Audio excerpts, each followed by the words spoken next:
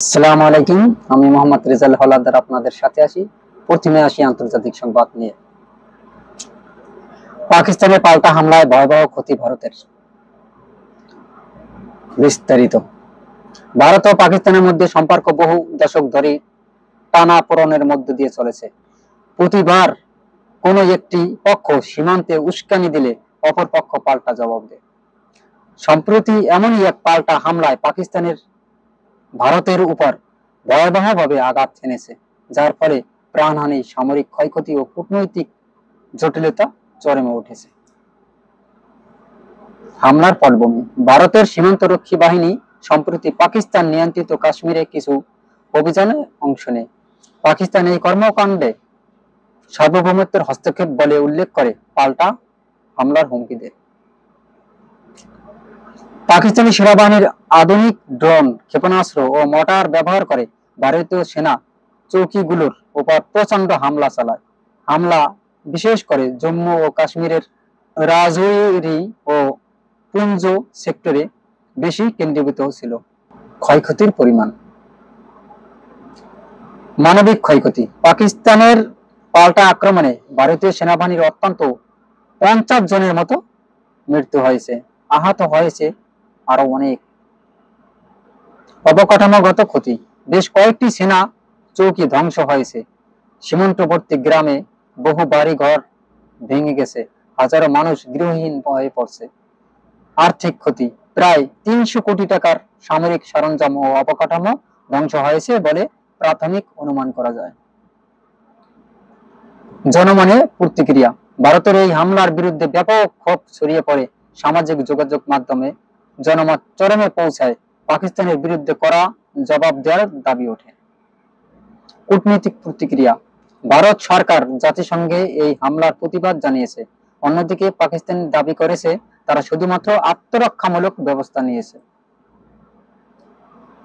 ভবিষ্যৎ পরিস্থিতি ও বিশ্লেষণ: এই হামলার ফলে দুই দেশের মধ্যে যুদ্ধাবস্থা সৃষ্টি হওয়ার আশঙ্কা বেড়েছে। বিশেষজ্ঞদের মতে, যদি এই উত্তেজনা নিয়ন্ত্রণ না করা হয় তাহলে তা পূর্ণ মাত্রায় সংঘাতে রূপ নিতে পারে। আন্তর্জাতিক মহলের মধ্যস্থতা এখন অত্যন্ত গুরুত্বপূর্ণ। এবং গত সপ্তাহে যে ভারত মধ্যরাতে পাকিস্তানের নিরীহ মানুষের উপর হঠাৎ করে হামলা চালায়, তার প্রতিবাদ স্বরূপ পাকিস্তানের সেনাবাহিনীরা ভারতের উপর এমন হামলা করে যে প্রায় কয়েকশো সৈন্যর ভিতর আহত এবং নিহত হয়ে যায়, 50 জনের মতো মৃত্যুবরণ করে এবং আরো 50 থেকে 60 জনের ভিতর আহত হয়ে গুরুতর আহত হয়ে হাসপাতালে আছে। কিন্তু এ কথা ভারতীয় মিডিয়া, ভারতের কেউ স্বীকার করছে না। এমনকি ভারতের কয়েকটি যুদ্ধ বিমান পাঠিয়েছিল পাকিস্তানে, তাও ধ্বংস করে ফেলে পাকিস্তান। অর্থাৎ পাকিস্তানের বর্ডার যেটি, তারা সেই ভারতীয় বিমানকে ভূপাতিত করে এবং কিছু পাইলট জীবন বাঁচানোর জন্য প্যারাশুট দিয়ে নিচে নামার পরই তাদেরকে গ্রেপ্তার করে ফেলে পাকিস্তানি সেনারা এবং বর্তমানে তারা পাকিস্তানের হেফাজতে আছে। ওদিকে পাকিস্তানের সেনাবাহিনীরা যে শস্ত্র নিয়ে মহড়া দিচ্ছে তাদের সীমান্ত এলাকায়, তা খুবই ভয়াবহ। যদি ভারত নিশ্চুপ না থাকে তাহলে হয়তোবা ভারতের কপালে সবচেয়ে বড় দুঃখ বয়ে যাবে, এটাই স্বাভাবিক। কিন্তু ভারত বুঝতে পেরেছে যে তাদের ক্ষয়ক্ষতির পরিমাণ কত, প্রায় 500 কোটি মার্কিন ডলার তাদের ক্ষয়ক্ষতি হয়ে গেছে। এখন 500 কোটি টাকার মতো প্রায় যদি ক্ষয়ক্ষতি হয়ে থাকে তাহলে কত পরিমাণ ক্ষয়ক্ষতি হয়েছে আপনারা বুঝতেই পারেন। ওদিকে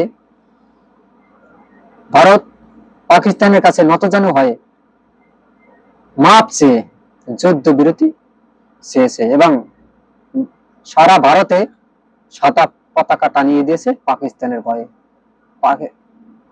ভারতেরা শুধু পারে, তাদের ছবির ভিতর দেখবেন একজন নায়ক পাকিস্তানকে ধ্বংস চূর্ণ বিচূর্ণ করে দেয়, কিন্তু বাস্তবে খুবই নগণ্য।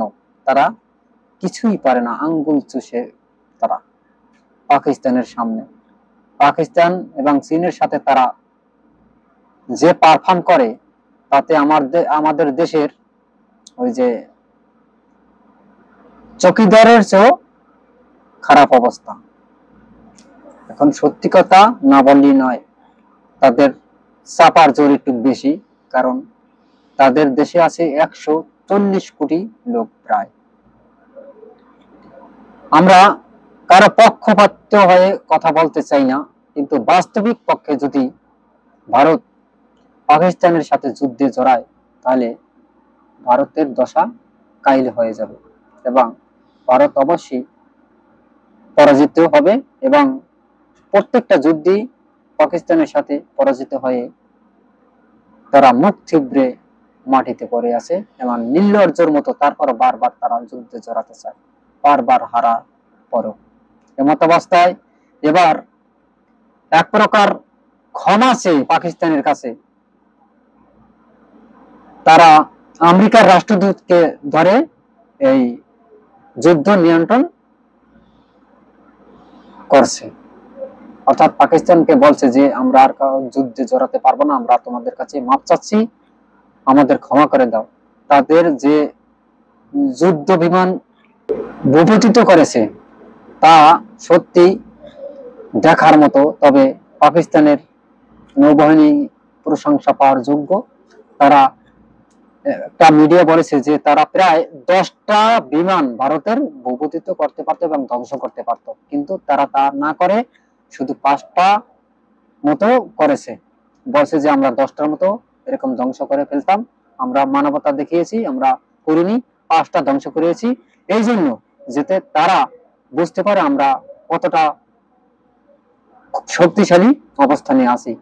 তাই 5টা ধ্বংস করার পরেই তারা বুঝতে পারেছে যে আমাদের সাথে আর তারা পারবে না, তারপর তারা মুখ থুবড়ে মাটিতে পড়ে গেছে। এটাই স্বাভাবিক। আসলে মুখের জোরে এবং গায়ের শক্তিতে সবকিছু হয় না, যুদ্ধ হয় না।